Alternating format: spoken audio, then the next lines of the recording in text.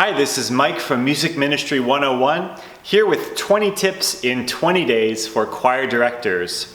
This is tip number 5. What I'd like to show you today is how to provide cutoffs with your conducting for choirs, okay? So there are two types of cutoffs, simply put. One is a specific cutoff and the other is a very general cutoff. And there are different situations where you might want to use one or the other.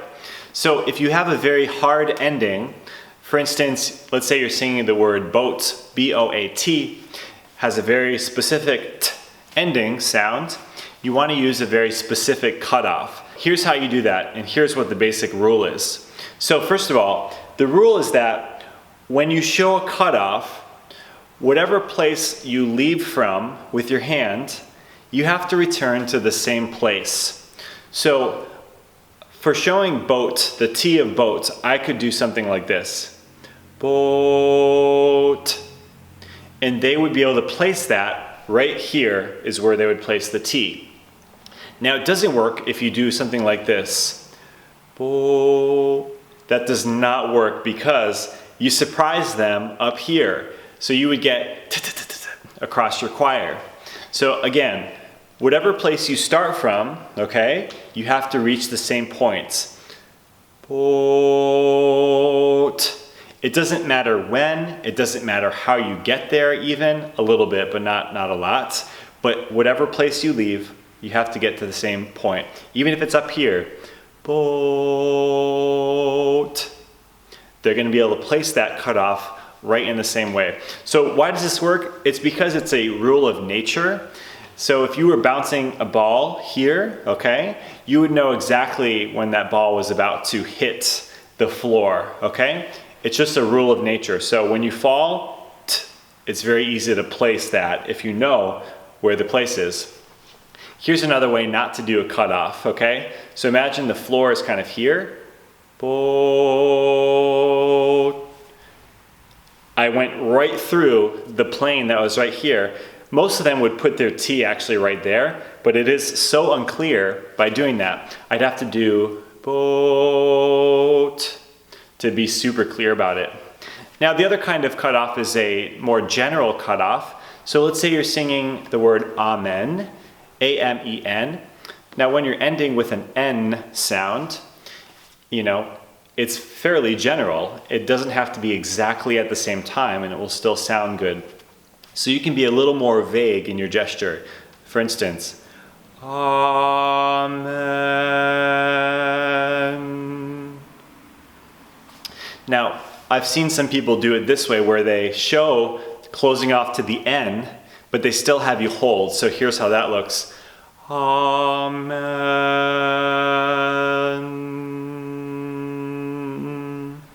Okay? Now, the third thing I want to show you is the classic cutoff, which is the one that I just did here, which is a circle. So why this works is because wherever you start the circle is where you finish it, okay?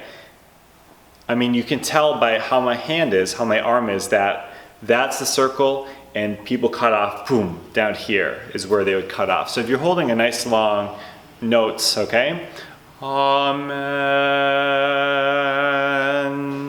You can tell where the ground is based on how I move my arm in that direction, okay? I would never go like this. Amen.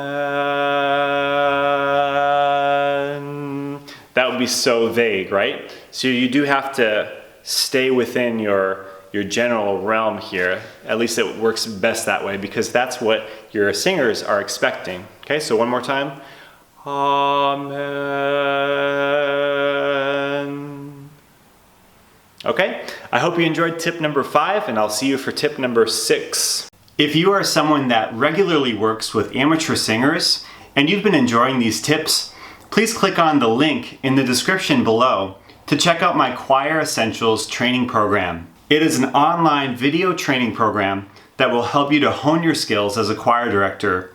Whether you need to recruit more members, get them to sound professional, in tune, with a clear and free tone, or if you need help with working with difficult members or keeping your members happy in general, this program is for you. So I encourage you to click the link in the description below and check it out. And if you found this particular tip to be useful, I'd love to know that you're here and that I should keep producing this content for you. So please smash the like button below as well.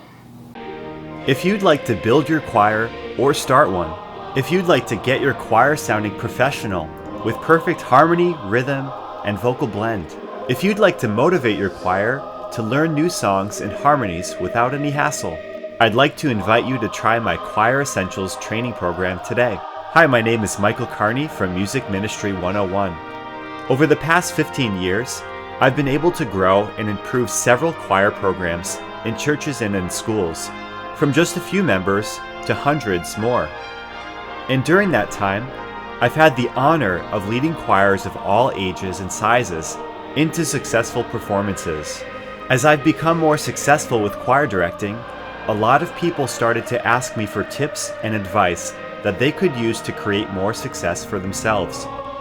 I've created a training program that contains the most important things I've learned about growing a choir, getting them to sound great, and running a successful choir program. And you can watch them all now in my Choir Essentials training program.